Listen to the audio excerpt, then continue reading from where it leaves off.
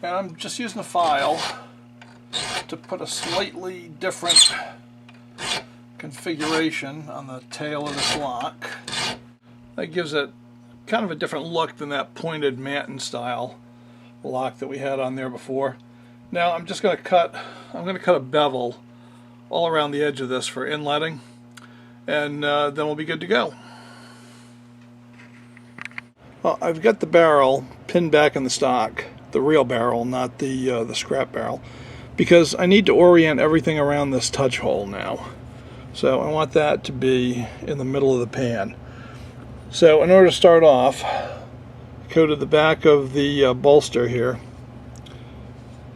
with inletting black and mark that on here. And now I'm going to start chiseling that out, and from there it's just going to be trial and error until it goes in and everything is straight. Well, I'm getting this part of the lock in place so that the pan's lined up with the touch hole, and you really can't trace around it.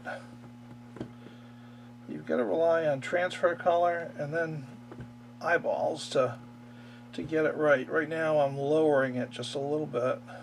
I'm pretty much where I want to be. I just have to lower it and even it out a little bit. So I'm just stabbing in this outline, and then I'll go through and take it out.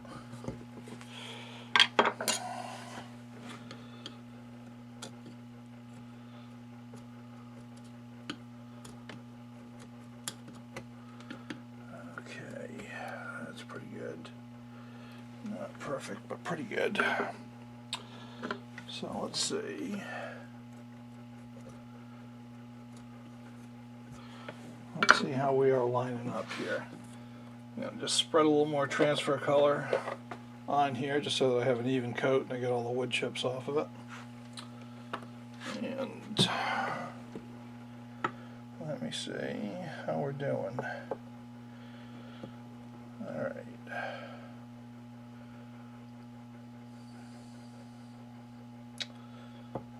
Okay. Alright, I like that orientation.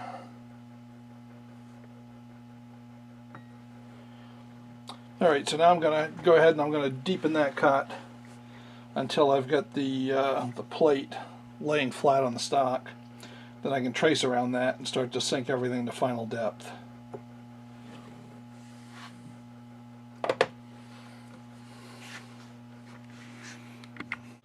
Well, now I've got the pan and the bolster sunk deep enough that I can trace the lock plate onto the stock and start inletting the whole thing.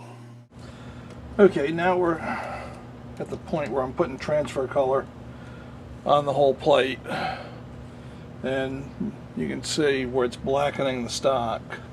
That's where I've got to take it off.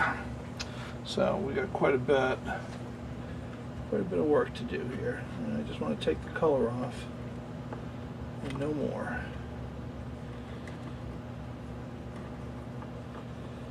And if you do that, it takes a while, but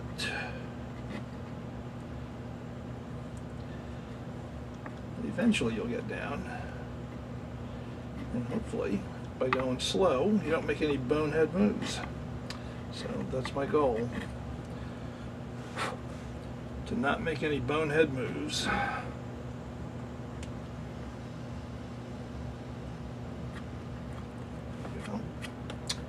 So I'm just going to take the rest of this off and try it again.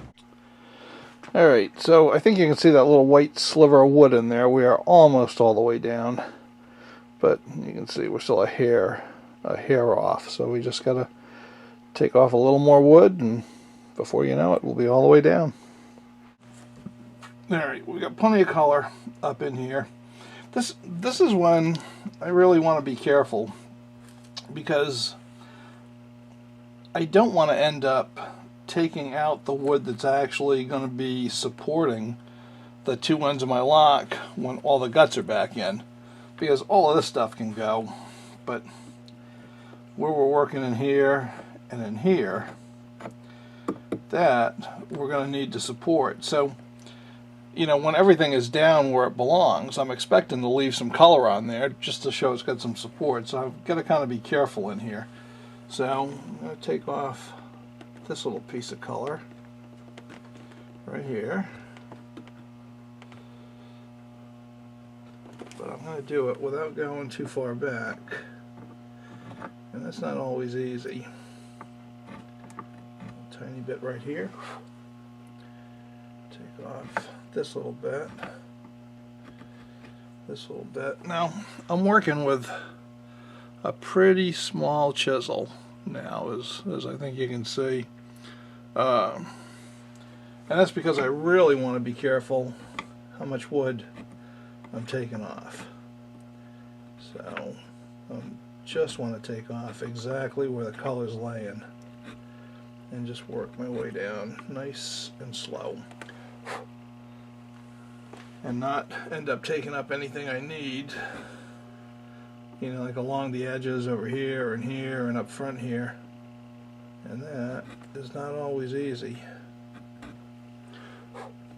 Now up in here where my chisel's laying right now, I mean the mainspring's going to be in there. I could dig that hole almost all the way to China and it really wouldn't matter. Well, I mean within reason. But up in here, that starts to matter a lot.